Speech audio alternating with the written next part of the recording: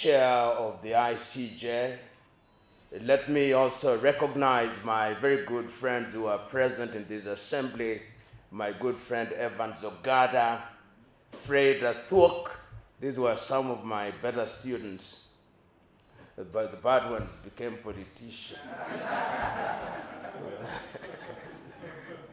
And to also welcome my very good friend whom I met for the first time about 2 hours ago, has come all the way from Tel Aviv to visit with us. Mulu Geta is from Tel Aviv, but aboriginally from Eritrea. Welcome to Kenya. I've had the advantage of listening to the submissions that have been made before my invitation, and I associate myself with what has been said. I've just sent to the chair an image of The Advocate, which was a magazine of the Law Society of Kenya, which was published on the 2nd day of November 1992. I was the editor of that particular edition, and it was just before the first multi-party elections. And the same things that we said then are the very same things that remain relevant today. We come here to interrogate what democracy is. I will not give you a typical keynote address. I'll simply identify a number of issues on the basis of which you can then continue with your long day or with your day-long debate. Last night, I was watching the results of the elections that had been called in Canada, snap elections. Canada has 38 million registered voters. Kenya in the year 2022 had slightly under 23 million voters. As the votes were being counted, the winning candidate called the election in his favor. And 1 hour later, the losing candidate gave a speech conceding defeat. Not so long ago, another snap election was called in Germany. Germany has 58 million plus registered voters. Within 1 hour of the closing of the voting, the winning candidate had called the elections and the losing candidate had conceded. In our country, we would still be at Bomas of Kenya, deciding whether 1 + 1 is 2 or 3. We would have printed ballot papers whose cost is more expensive than our currency, and they would have been printed in Greece. We can't count. We have individuals who think that people representation is life and death, and they actually cause death. And we cheer them. We cheer them because they come from our tribes. We cheer them because they have bribed us. We may be in boardrooms before the elections and speak very soberly, but on the day of the election, we are Luo, we are Kikuyu, we are Kamba, we are Kalenjin, we are Bukus. Until we liberate ourselves from that sad reality, we'll never earn the dividends of good governance. Today, I'm reluctant to use the word democracy. Because what is it? John Hendricks Clark, that great American, said that when African countries regained their independence, not a single one of them adopted a government system that is based on African traditions. We all adopted systems that were inherited from our erstwhile colonizers, and Clark says none of us will ever succeed on the basis of those systems. And I can't agree more. Look at Africa today. As I speak, Sudan. Look at Sudan. Look at Somalia. Look at Democratic Republic of Congo. Look at the entire Sahel. In Guinea, Doumbouya had to mount a coup d'etat. In Niger, they had to mount a coup d'etat. In Mali, Atimi Goita had to mount a coup d'etat. In Burkina, Ibrahim Traore had to mount a coup d'etat. In Gabon, Nguema had to mount a coup d'etat. There may have been successful elections in Botswana and in Namibia, but those are few and far between. We must interrogate this thing we call democracy. In Kenya, the people you call leaders, don't listen to them when they are in podiums in Nairobi, no. Listen to them when they are speaking in their mother tongue at funerals, when they are their true selves. They are Bukusus, or Maragoli speaking Mulembe Nation, or they are Kambas, or they are Kikuyus, or they are Luos. Their political parties don't matter.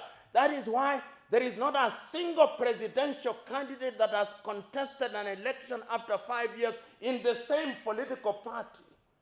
As I said before, the forests change, but the monkeys remain the same with the same habits. And let me tell you, if you continue doing the same thing in the same way, thinking that will change, nothing will change. I now see individuals across the country congregating, and you call them opposition. These were individuals who were in the Moi government. They were in the Kibaki government. They were in the Uhuru government. What is new about them? Nothing except their insatiable greed for power and the privileges that power offers. So we are assembled here to ask critical and serious questions. I've been around. I was here in 1980s. I was here in 1990s when the entire movement of change the Constitution was alive and well. I was in the Council of the Law Society. I've been here and I've seen Kenyans repeatedly electing individuals in the name of democracy who in other parts of the world would be completely unelectable. We elect comedians. And as one wise man, is it Albert Einstein, who said, when you elect a comedian to take him or her to the palace becomes a circus. And that is why we have what we have today. What is the value of knowing that which is right without doing that which is right? I keep on hearing Kenyans saying, we have a beautiful constitution. What is the beauty of a constitution which you honor and breach? What is it? You know, in 1967, the late Tanzanian President Mwalimu Julius Kambarage Nyerere was asked, what is the secret of development? And he said in Kiswahili, siri ya maendeleo ni watu, ardhi na siasa safi. And he added, siri ya maendeleo ni vijana wenye malezi bora, siha njema na bongo kali. And then he said, ukimwona mtu anakimbia sana kwenda Ikulu, mkwepe kama ukoma. Kwani kuna biashara gani Ikulu? He posed rhetorically. Ikulu ni mahali patakatifu. Msilibadilishe kuwa pango la walanguzi. We Kenyans hold meeting after meeting in boardroom after boardroom, in workshop after workshop. But we are unmoved and untouched. The question is, when will we have our journey to Damascus? Like Saul of Tarsus, that we may change. Are we ready for the change?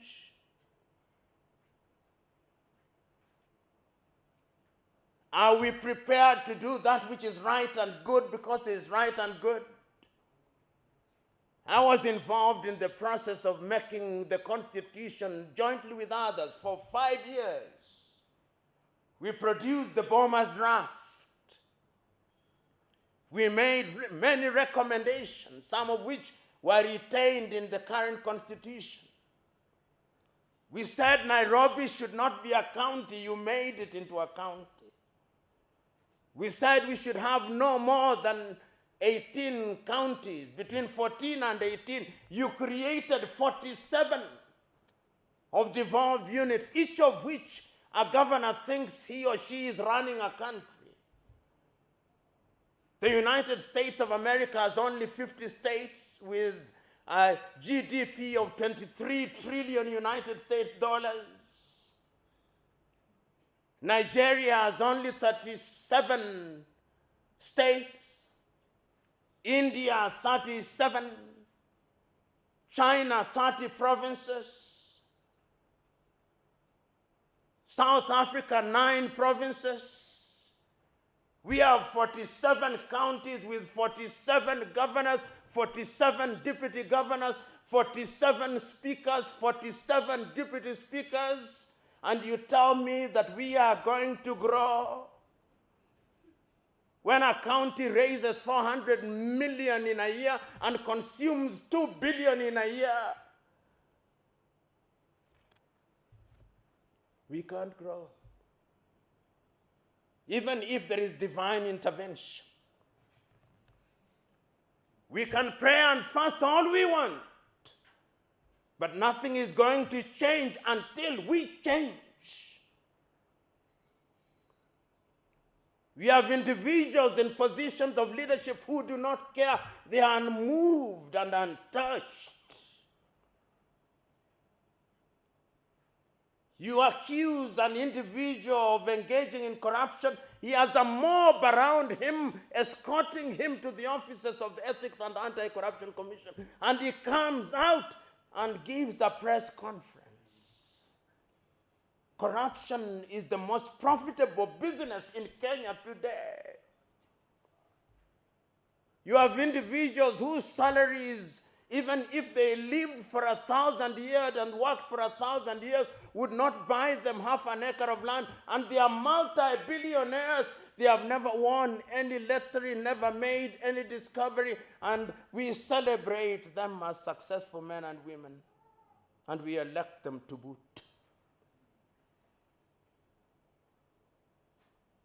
As Dr. Waindi said, I grew up partly in Maringo, partly in Jericho, partly in Eastleigh, partly in my rural home in Usenge, in Imbo, in Siaya County.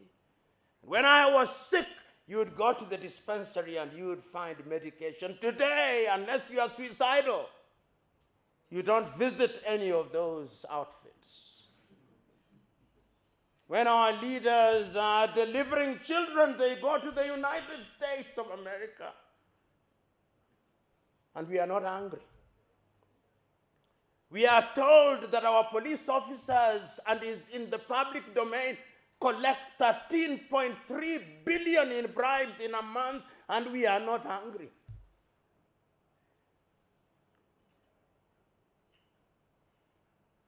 Young Kenyans,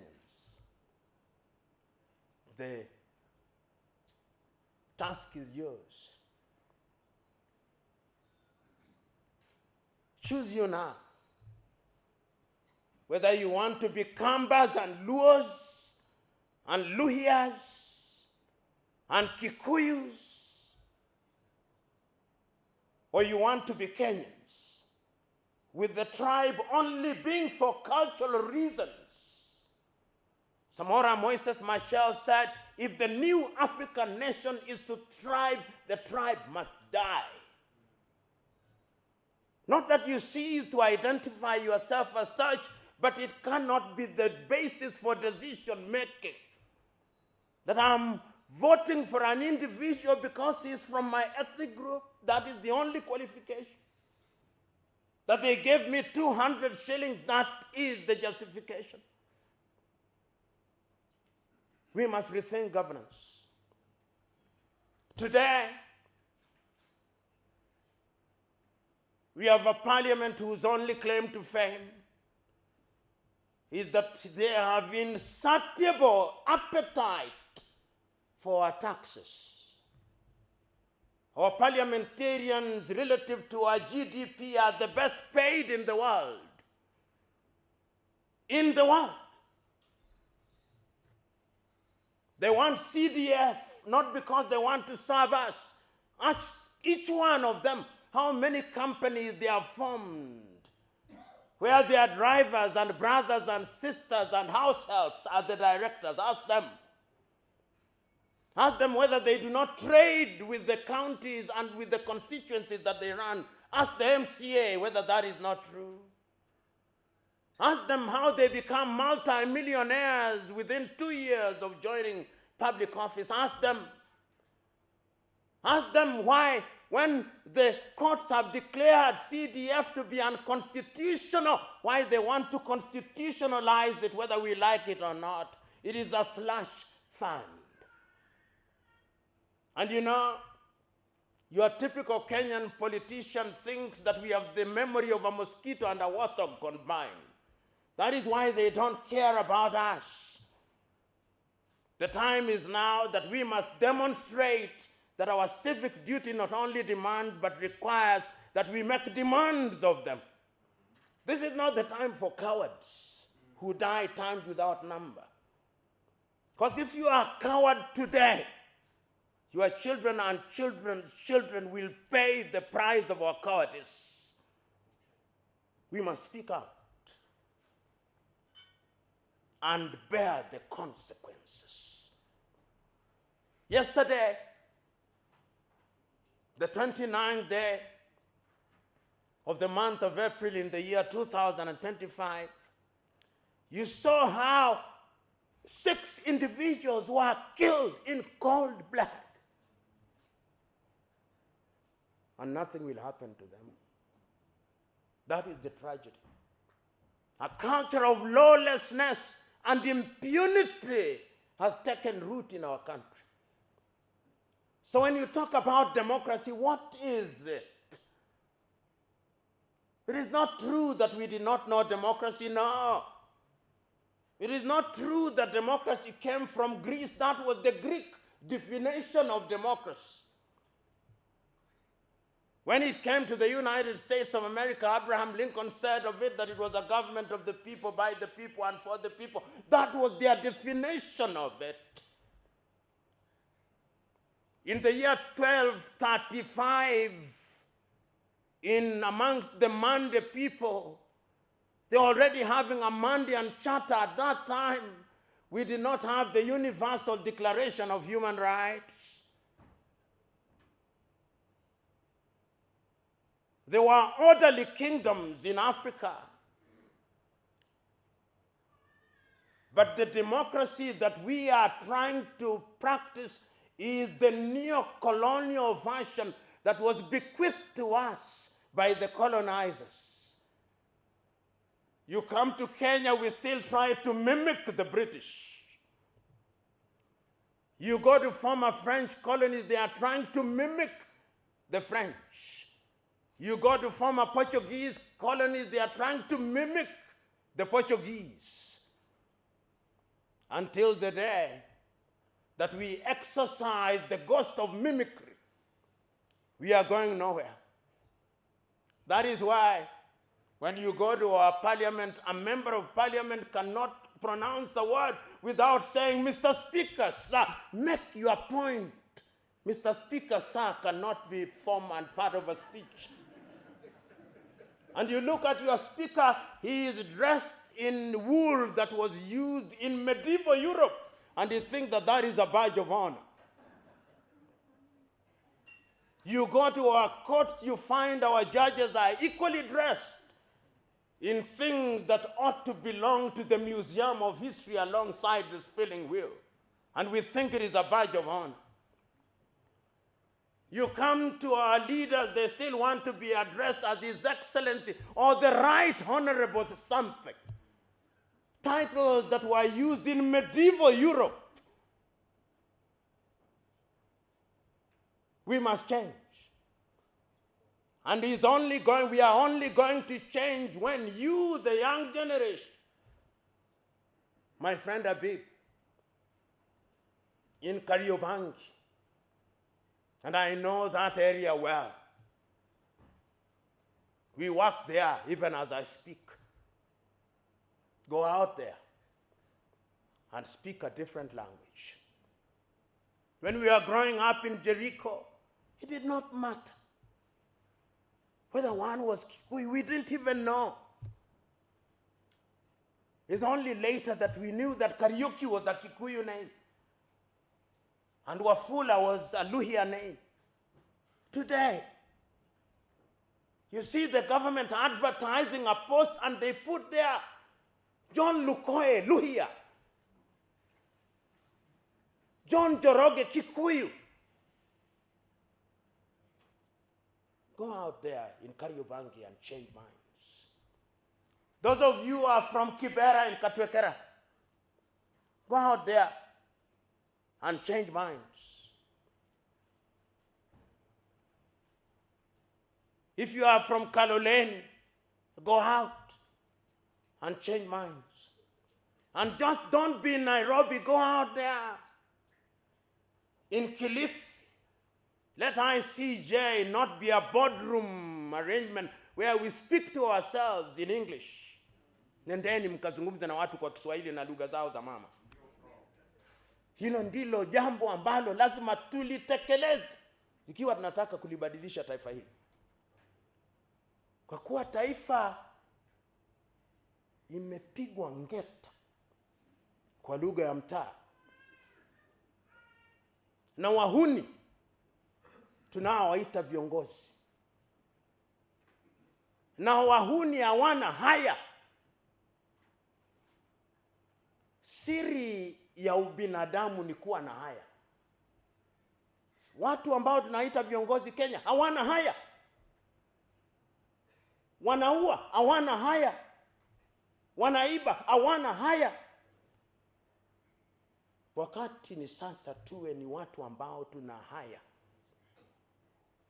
Na tusiogope. Tuwe wajasiri. Uchaguzi ni mwaka 2027. Ikiwa ningeulizwa,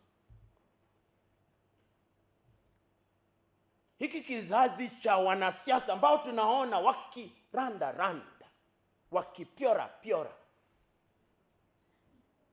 tunawafahamu. Nyerere alikuwa akisema wasipong'atuka tuang'atue. Na tuna uwezo wa kuang'atua kwa njia za kupiga kura. Uamuzi ni wenu. Amueni. Na namalizia hivi.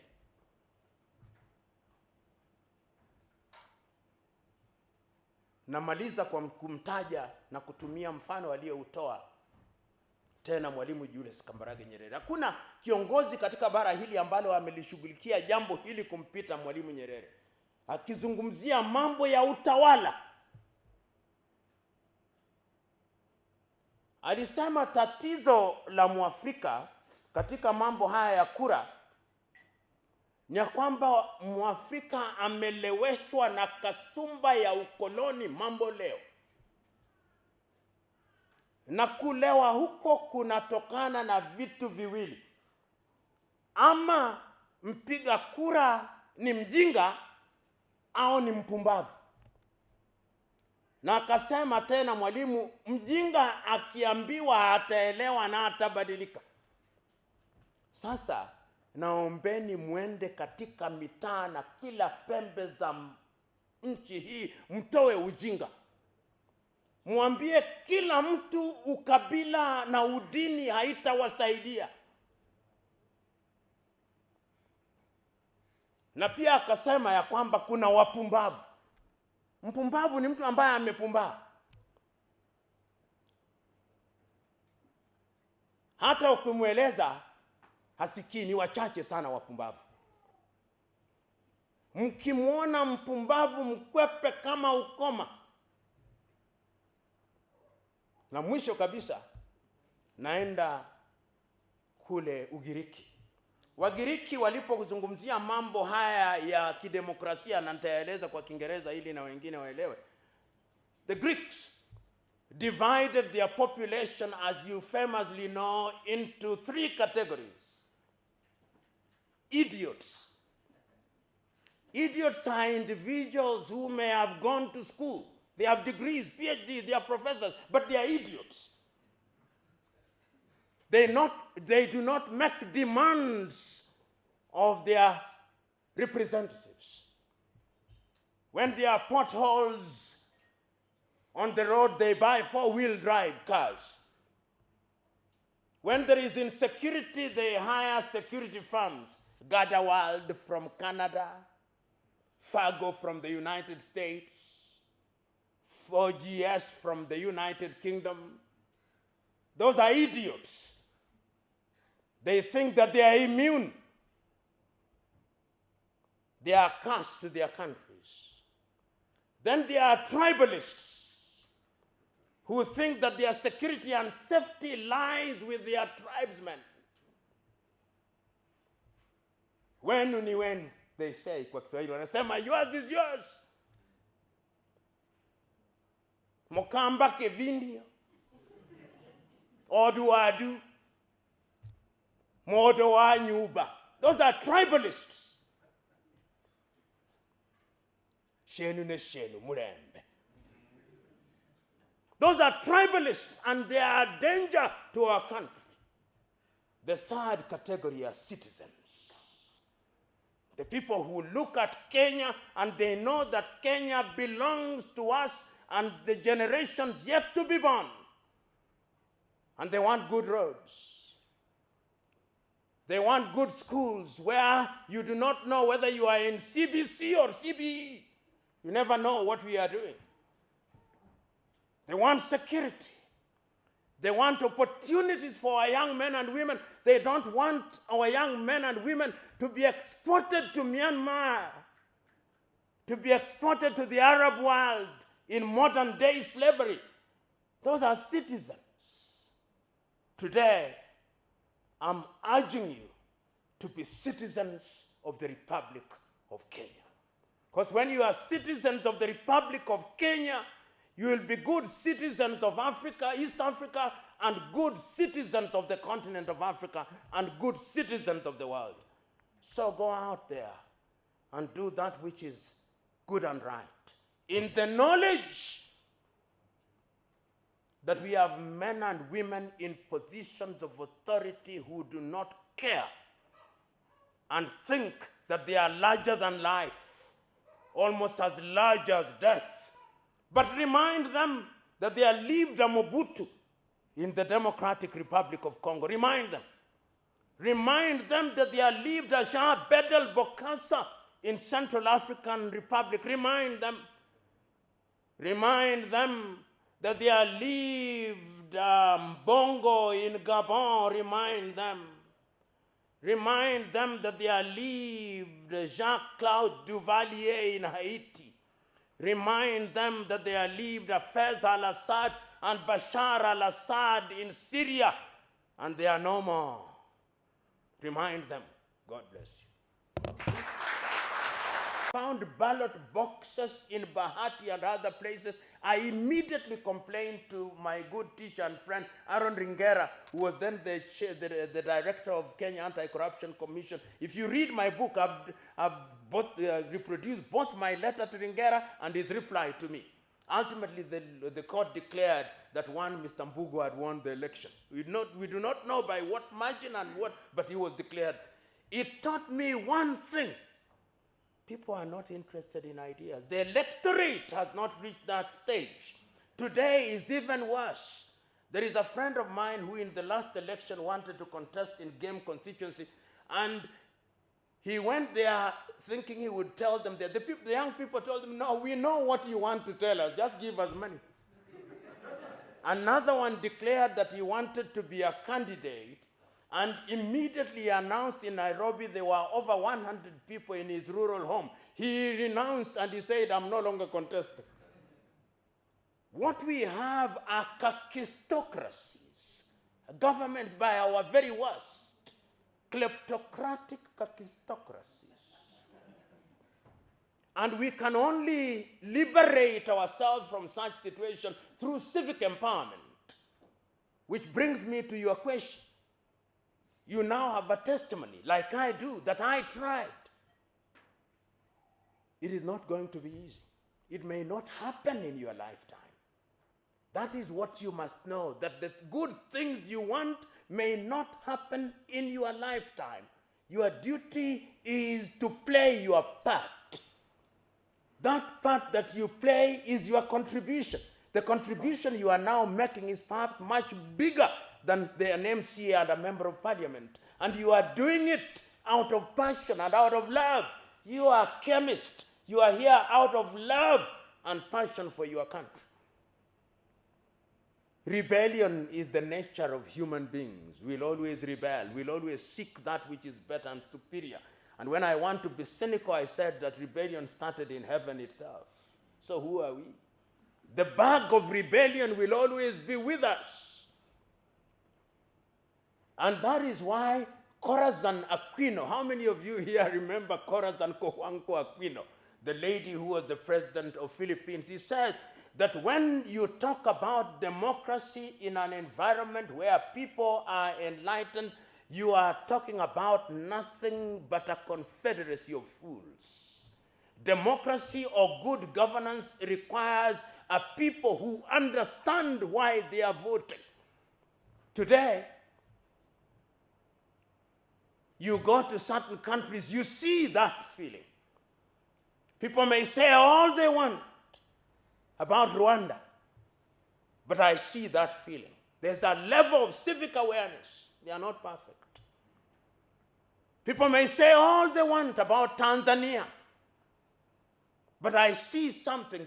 I see in Tanzania, they are good friends of mine. They are people who are senior government position. A good friend of mine who is the Deputy Prime Minister, Doto Biteko. Just listen to him when he's talking and he's addressing serious issues.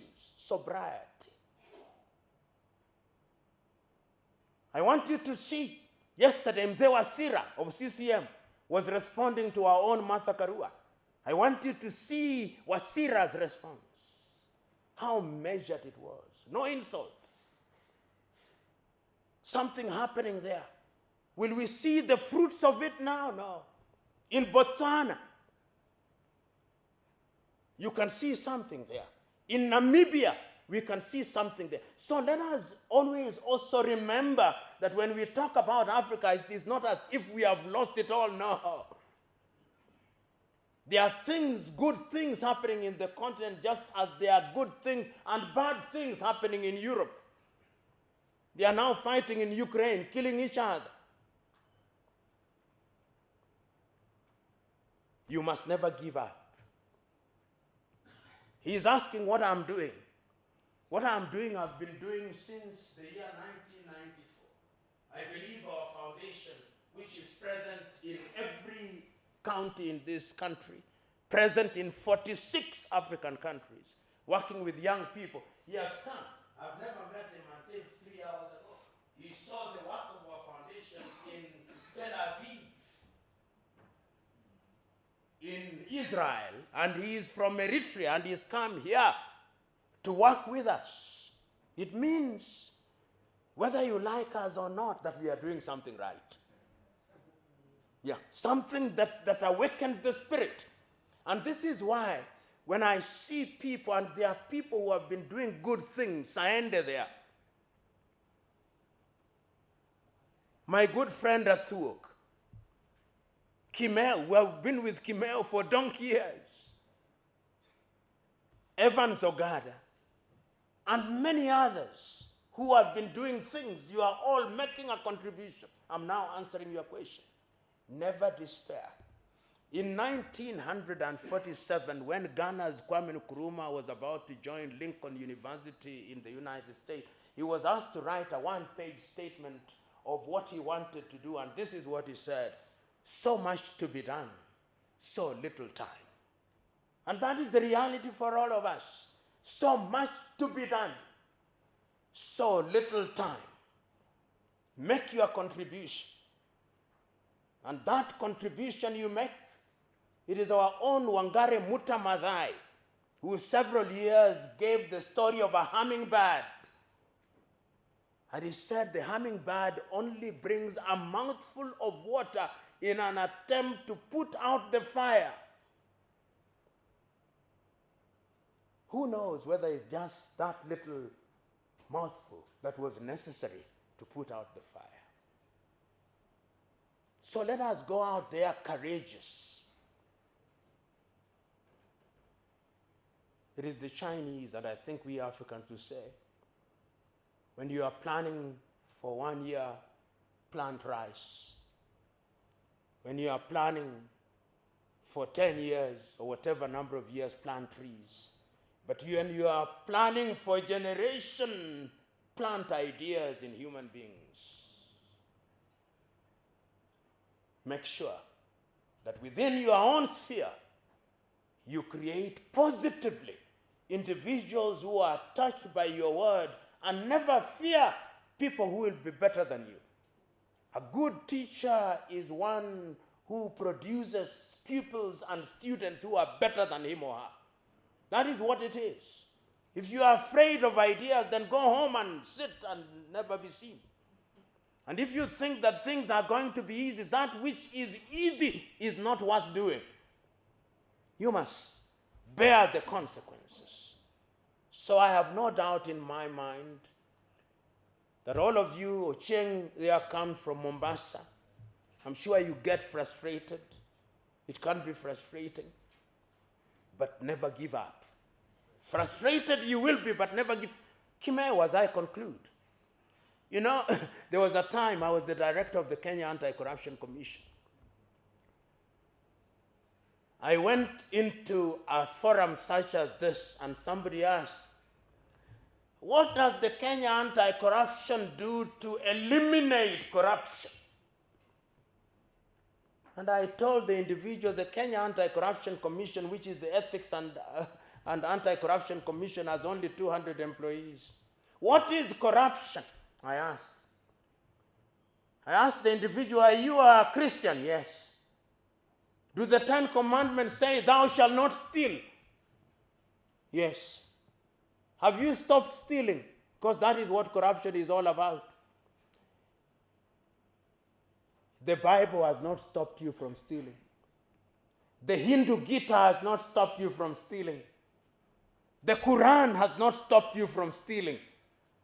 Then you think that the Kenya Anti-Corruption Commission or the Ethics and Anti-Corruption Commission is going to stop you from stealing? No. It is you who must make the decision that you are not going to engage in criminality. And as a society, we must choose to punish individuals who engage in criminality. You'll remember that the law to abolish my office as Director of Anti-Corruption Commission was passed at midnight to abolish our offices, because we had asked that several cabinet ministers be arrested.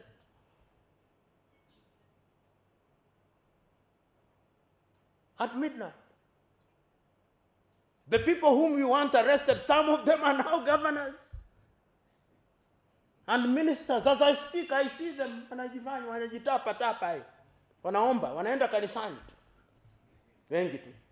Wanaenda msikitini. And Kenyans wanawashabikia.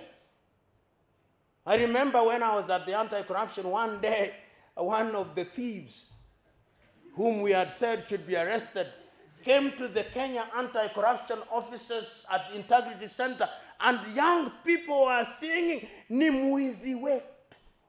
Ni mwizi lakini ni mwizi wetu. Ni mwizi lakini ni mwizi wetu. He's a thief, but he's our thief." So, the decision is yours. But we can change it. If you don't succeed, your children will. If they don't succeed, their children's children will. So don't despair, my young lady from the Republic of Uganda. Don't despair. Right now, you can see what they are trying to do to eliminate my good friend Ibrahim Traore. Survived many assassination attempts. Because when you are doing good, they'll take you out. It is Samora Moises Machel who once said, when you hear the former colonizers saying you are good, you must pause and ask yourself, what evil are you committing against your people? So, ladies and gentlemen, I wish all of us well. Remember that none of us has a solution to our national problem. It is combined that we can have a solution. But one thing that I'm passionate about is that we must be Kenyan citizens. Our country is lonely. It is lonely because tribalists are the ones who are at the helm. They congregate from hotel to hotel. And when they go to such meetings, they bring their tribes as mortgage in the political, as collateral in the political mortgage market. So they go there and say, I'm from this tribe. This is the collateral that I bring to the political mortgage market. And we have a basket of votes which come 2027 is going to catapult us. I am urging you today there to go out and to begin to say, wasipong'atuka watang'atuliwa. Wasipong'atuka watang'atuliwa. Thank you.